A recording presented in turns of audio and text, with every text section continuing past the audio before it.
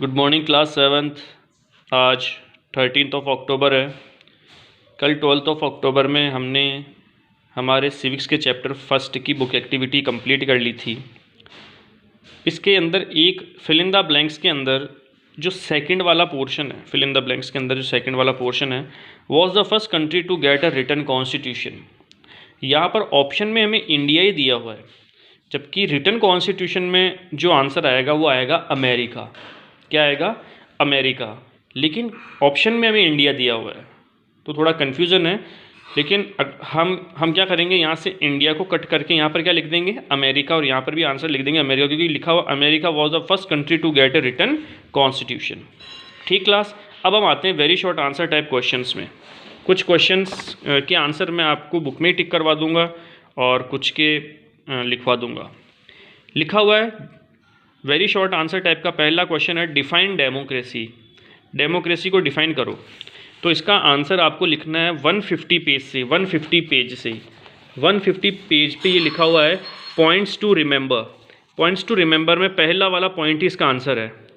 Democracy is a form of government in which people elect their own representatives. ये इसका पहला वाला answer है। वेरी शॉर्ट का पहला वाला आंसर ये वाला है, पॉइंट्स टू रिमेंबर का फर्स्ट वाला। सेकेंड क्वेश्चन है, what was the common slogan raised during the French revolution. जब फ्रेंच रिवॉल्यूशन हुआ था तो कौन सा कॉमन स्लोगन था, एक कॉमन कौन सा नारा था, उसके बारे में हमारे को बताना है। तो आपको आना है पेज नंबर 146 पे। पेज नंबर 146 पे इस पिक के जस्ट ऊपर लिखा हुआ देखिए, the common slogan in the revolution लिखा हुआ है। रिवॉल्यूशन के पहले आपको फ्रेंच लिखना है। The common slogan in the French revolution was liberty, equality और फ्रेटर्निटी। ये फ्रेंच रिवॉल्यूशन का कॉमन स्लोगन था। The common slogan in the French revolution was liberty, equality और फ्रेटर्निटी। ठीक है क्लास, तो ये वेरी शॉर्ट का सेकंड वाला आंसर हमारे पास हो गया है। वेरी शॉर्ट का थर्ड क्वेश्चन है, name the highest constitutional authority to conduct elections in India.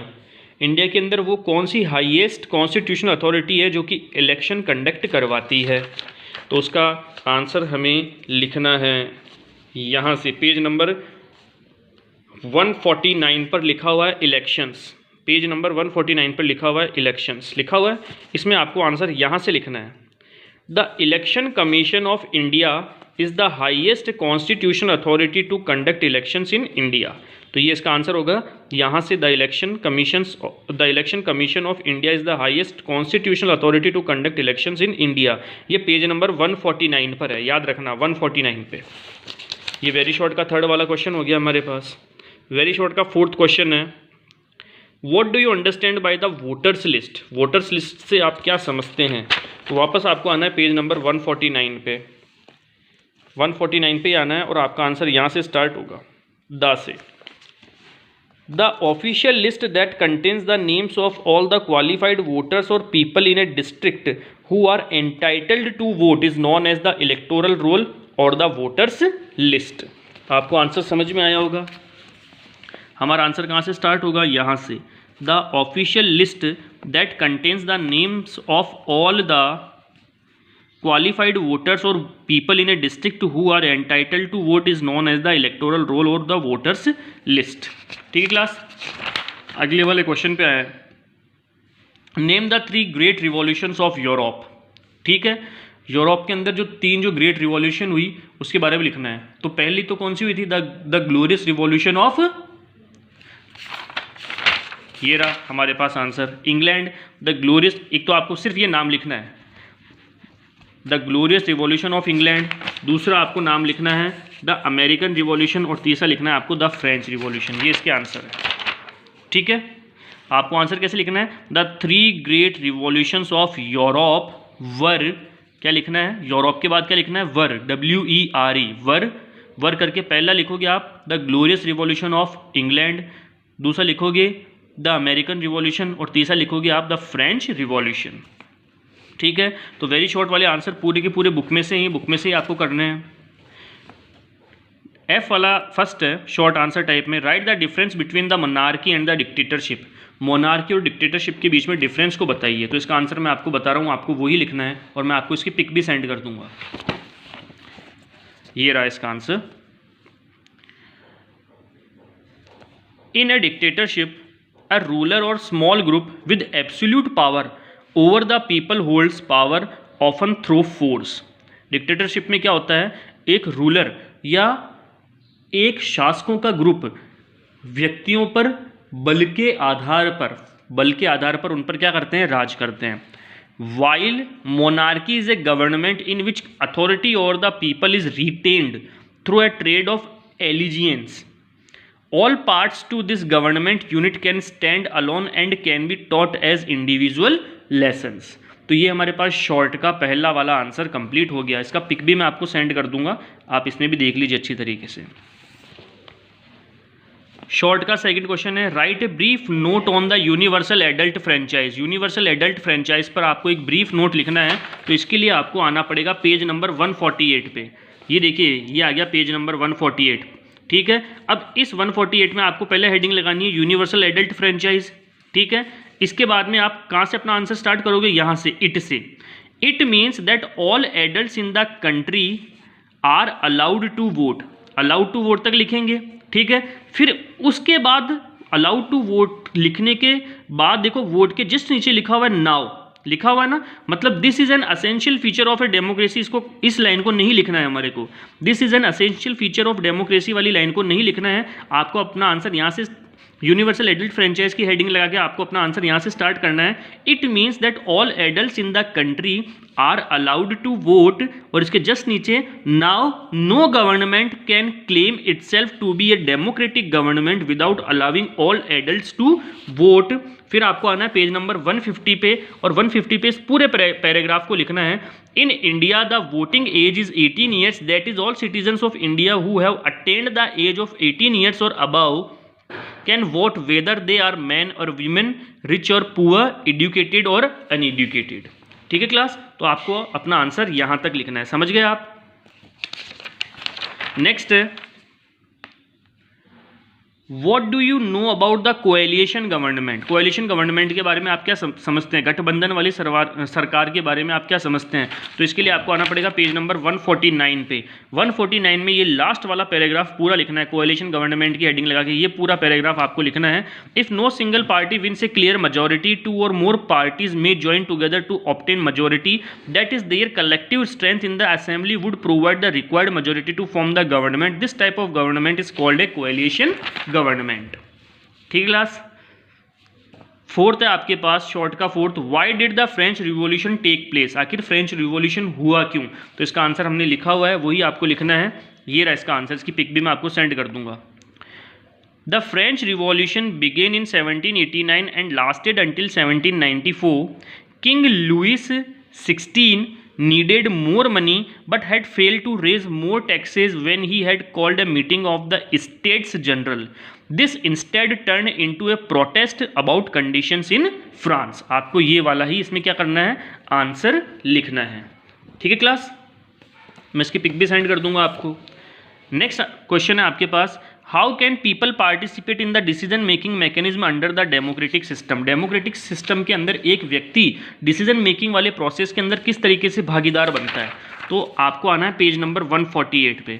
Page number 148 पर आने के बाद आपको यहाँ पर हेडिंग लगानी है, यहाँ से हेडिंग लगानी है पार्टिसिपेशन इन डिसीजन मेकिंग, और आपको आपका आंसर पीपल से लेकर यहाँ तक पीपल तक कंप्लीट करना है। मैं बोल देता हूँ, people participate in the decision making process in a democracy but they do not participate directly.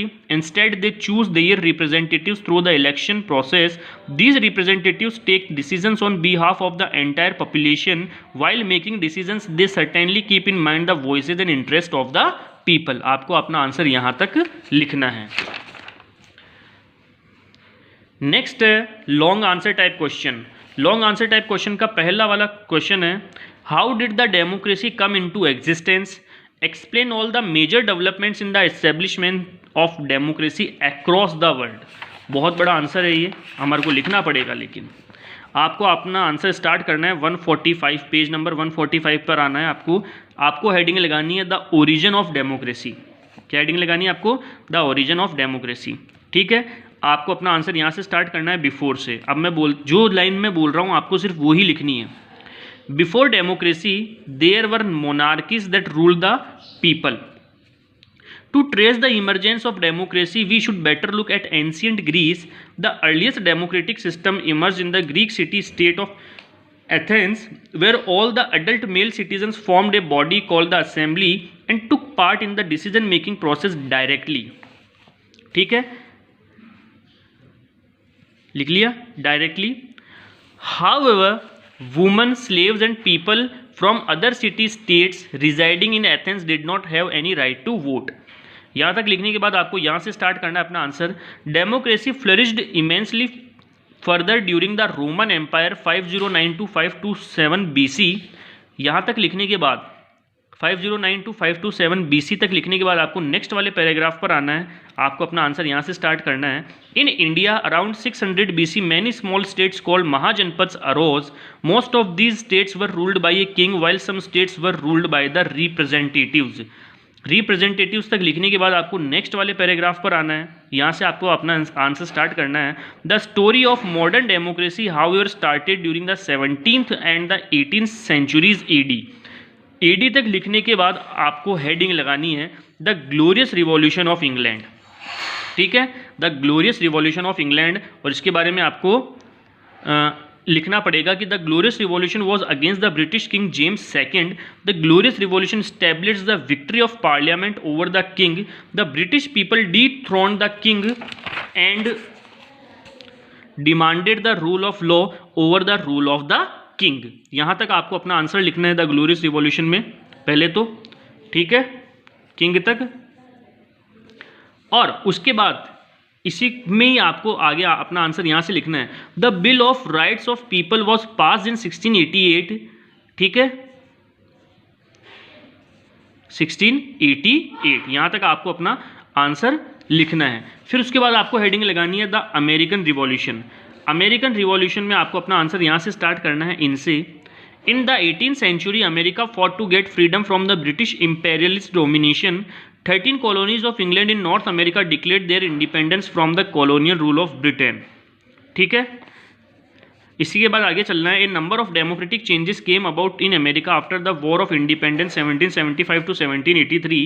It was the first country to get a written constitution. ठीक है, रिटन कॉन्स्टिट्यूशन लिखना है आपको। उसके बाद रिटन कॉन्स्टिट्यूशन लिखने के बाद आपको अपना आंसर यहाँ से स्टार्ट करना है। The new government of the USA adopted the bill of rights which granted certain rights to its citizens. This constitution came into power in 1789। उसके बाद आपको आना है द फ्रेंच रिवॉल्यूशन पे। फ्रेंच रिवॉल्यूशन की हेडिंग लगानी है। लिखना है आपको democracy also means equality. This idea was the key feature of the French revolution. Was the key feature of the French revolution. यहाँ तक लिखने के बाद आपको अपना आंसर यहाँ से स्टार्ट करना है। The common slogan in the revolution was liberty, equality और फ्रेटर्निटी। ठीक है, इसके बाद अपना आंसर आपको यहाँ से लिखना है। इन अगस्त 1789 the declaration of the rights of man and citizens was adopted by the national assembly. ठीक है, और इसके बाद आपको ये लिखना है इन सितंबर 1792 the first Republic was proclaimed. तो ये आपके पास लॉन्ग आंसर का पहला वाला आंसर हो गया है। इस वीडियो को आप 2-3 बार देखोगे तो आपको ये पूरा वाला आंसर समझ में आ जाएगा अच्छी तरीके से। लॉन्ग का सेकंड है discuss the role of political parties as a democratic institution. इसके लिए आपको आना पड़ेगा पेज नंबर 149 पे, और 149 पे ये पॉलिटिकल पार्टीज का पूरा पैराग्राफ आपको लिखना है। पॉलिटिकल पार्टी का पूरा पैराग्राफ आपको लिखना है। आंसर्स बड़े हैं लेकिन आंसर की जो रिक्वायरमेंट है वो हमें फुलफिल करनी ही पड़ेगी, चाहे आंसर बड़े हों या छोटे हों। ये पूरा पैराग्राफ हमें लिखना है। लॉन्ग का सेकंड वाला आंसर है, याद रखना। लॉन्ग का थर्ड क्वेश्चन है what are the key elements of democracy explain in brief. Democracy के की एलिमेंट्स को बताओ। तो आपको अपना आंसर पेज नंबर 147 पर यहाँ पर लिखा हुआ की फीचर्स ऑफ डेमोक्रेसी, ये लिखना है। की फीचर्स ऑफ डेमोक्रेसी लिखने के बाद फर्स्ट लिखना है आपको इक्वलिटी। ठीक है, और इक्वलिटी की हेडिंग लगा के आपको मैं जो बोल रहा हूँ लाइन वही लाइन लिखनी है। Equality and justice is the central theme of democracy. ठीक है, फिर यहाँ से आपको अपना आंसर स्टार्ट करना है। In democracy everybody is given equal status, no discrimination is made on the basis of caste, religion, colour, race etcetera. Every individual has every individual has equal political, economic and civil rights, whether it is the president of the country or a common man. All are subjects to the same laws. यहाँ तक आपको equality के बारे में लिखना है, ठीक है। जो लाइन मैंने बोली है सिर्फ वही लाइन आपको लिखनी है। फिर आना है आपको पेज नंबर 148 पे, ठीक है। ये वाला आंसर वैसे हमने कर लिया है, ये एफ का 5 वाला आंसर है, ये हमने कर लिया है, लेकिन इसका भी आपको हेडिंग लगाना है पार्टिसिपेशन इन डिसीजन मेकिंग, ठीक है। और इसमें आपको आंसर सिर्फ ये लिखना है यहाँ से, the regular elections restrict the power of the government and increases peoples participation in the decision making mechanism. आपको पार्टिसिपेशन डिसीजन मेकिंग का हेडिंग लगा के आपको अपना आंसर यहाँ से लिखना है, the regular elections restrict the power of the government and increases peoples participation in the decision making mechanism. फिर आपको हेडिंग लगानी है इसी में unity in diversity, unity in diversity. अपना आंसर आपको यहीं से स्टार्ट करना है, डिफरेंसेस और conflicts may arise when the people of different regions, religions, languages, caste, cultures, genders and economic backgrounds do not value each other, ठीक है, each other.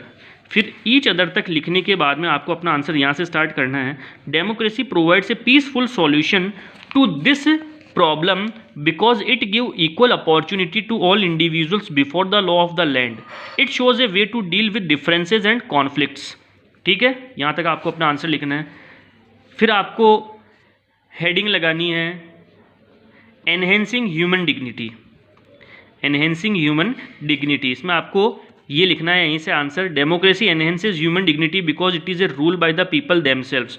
The basic idea of a democracy is that people rule themselves by participating in the making of these rules, that is people have the power to elect their rulers. यहाँ तक आपको अपना answer लिखना है।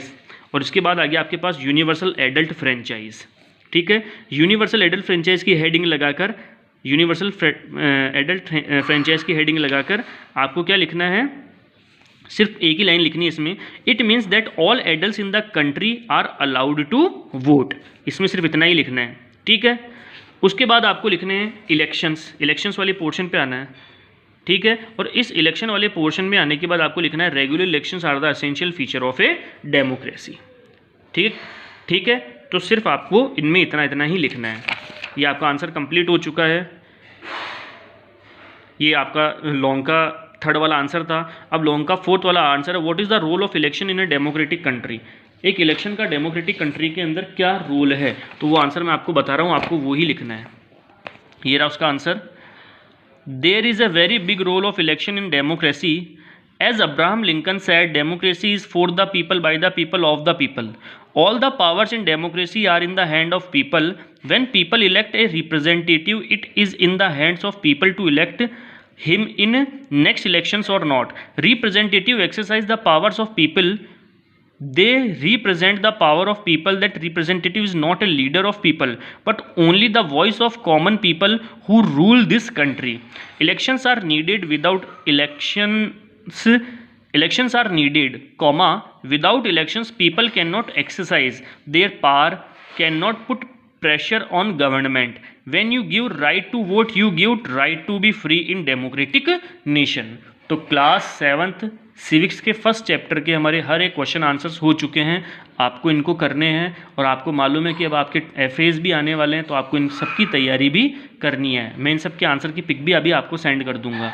आज के लिए हम सिर्फ इतना ही पढ़ेंगे क्लास। थैंक्स।